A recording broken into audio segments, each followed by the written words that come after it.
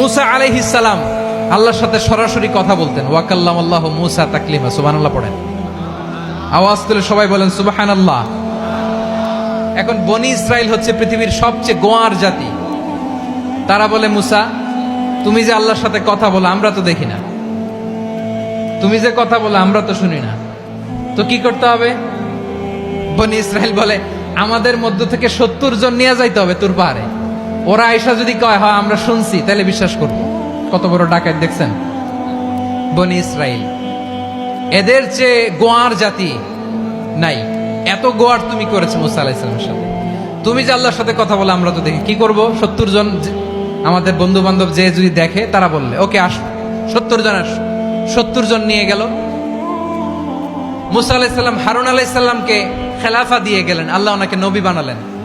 মুসা আলাইহিস সালাম বললেন, হারুন খবরদার, বনি ইসরাইলের মধ্যে তাওহীদের বাণী প্রচার করবা, ঐক্য ধরে রাখবা, বিচ্ছিন্ন হতে দিবা না। চলে গেছে। এইদিকে বনি ইসরাইলের এক দুষ্ট লোক ছিল, নাম সামিরি। কি নাম? সামিরি। সে সবাইরে বললো তোমাদের স্বর্ণগুলো ফালাও। স্বর্ণগুলো ফেললো। বনি ইসরাইলের স্বর্ণগুলোকে গলিয়ে সে একটা গরুর বাচ্চা বানালো। গোবৎস। কিসের বাচ্চা? দেখেন গরুর পূজা কিভাবে শুরু হয় পৃথিবীতে প্রথম। গোবৎস পূজা, গরুর বাচ্চার পূজা কিভাবে। সে স্বর্ণ গলি গরুর বাচ্চা করে জিবরাইল আলাইহিস সালাম যে জমিনে এসেছিলেন, ওই ফেরেশতার পায়ের নিচের একটু মাটি সে বুদ্ধি করে প্যাকেটে রেখে দিছিল। সে গরুর বাচ্চা বানায় স্বর্ণ দিয়ে গলিয়ে ওই মাটি এটার মধ্যে ঢুকাই দিছে ভেলকি দেওয়ার জন্য। স্বর্ণ দিয়ে বানানো গোবৎস গরুর বাচ্চার গায়ে যখন সেই মাটি ছুঁড়ে দেয়া হলো, এখন বাছুরের ভেতর থেকে ভ্যাঁ ভ্যাঁ আওয়াজ আসতেছে। কি আসতেছে? সবাই তো অবাক। সামিরি বলে, আরে তোমরা যে 70 জন দিয়ে মুসা আলাইহিস সালামরে পাঠাইছো, ওইদিকে এত ঘুরতেছে, আল্লাহরে খুঁজে পায় না, আল্লাহ তো এটার ভিতরে ঢুকছে। নাউজুবিল্লাহ বলবেন না?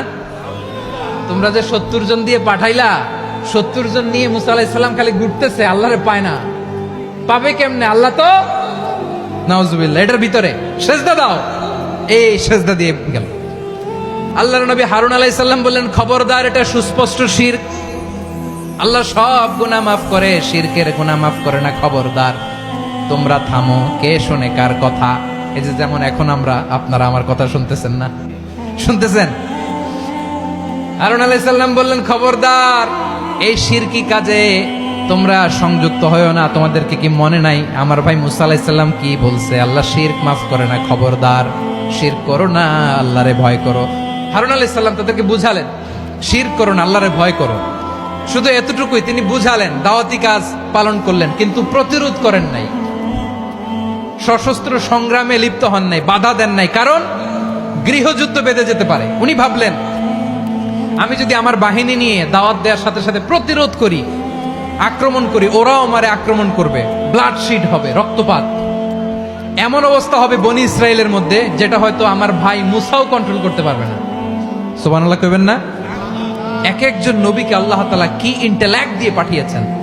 তিনি ভাবলেন, আমি দাওয়াতি কাজটাই করি, এটা যে হারাম এটা থেকে শুধু বারণ করি, কিন্তু প্রতিরোধ না করি। আমি যদি ঐক্য ধরে রাখতে পারি, বাকিটা আমার ভাই সামলে নেবে। সুবহানাল্লাহ। হারুন আলাইহিস সালাম প্রতিরোধ করলেন না। বনি ইসরাইলের মধ্যে গৃহযুদ্ধ বেঁধে যাওয়ার আশঙ্কায় প্রতিরোধ করলেন না, আক্রমণ করলেন না, শুধু দাওয়াত দিলেন। ইন দা মিন টাইম মুসা আলাইহিস সালাম আল্লাহর সাথে কথা বলে যখন ফিরে আসলেন, দেখলেন বনি ইসরাইলের অধিকাংশ লোক মুশরিক হয়ে গেছে। মুশরিক হয়ে গেছে। মুসা আলাইহিস সালাম রেগে গেলেন। রেগে প্রথমে বনি ইসরাইলদেরকে অ্যাটাক না করে ভাইয়ের দাড়ি ধরলেন। হারুন আলাইহিস সালামের দাড়ি আর চুল। মেজাজি নবী ছিলেন। হারুন, তুমি কি করলা? তোমার কি দায়িত্ব দিয়ে গেলাম, তুমি কি করলা? তুমি থাকতে বনি ইসরাইল কেমন করে শিরকের কাজে নিমজ্জিত হয়ে যায়? সাইয়েদনা হারুন আলাইহিস সালাম বললেন, ইন্নী, কোরআন সাক্ষী, কোরআন থেকে কোট করছি, ইন্নী খাশিতু আন তাকুলা ফাররাকতা বাইনা বনি ইসরাঈলা ওয়া লাম তারকুব কওলি। ও আমার ভাই, আমার দাড়ি ধরবেন না, আমার মারবেন না। আমি ভয় করেছি, আমি ভয় পেয়েছি, না জানি আপনি বলেন তুমি কেন খাশিতু আন তাকুলা ফাররাকতা বাইনা বনি ইসরাঈল। আপনি এসে আমারে যদি বলেন তুমি কেন ঐক্য ধরে রাখলে না, কেন মারামারি হলো, কেন রক্তপাত হলো? তোমার কি এই দায়িত্ব আমি দিয়েছিলাম? আমার কথার দিকে কি তুমি ভ্রুক্ষেপ করো নাই?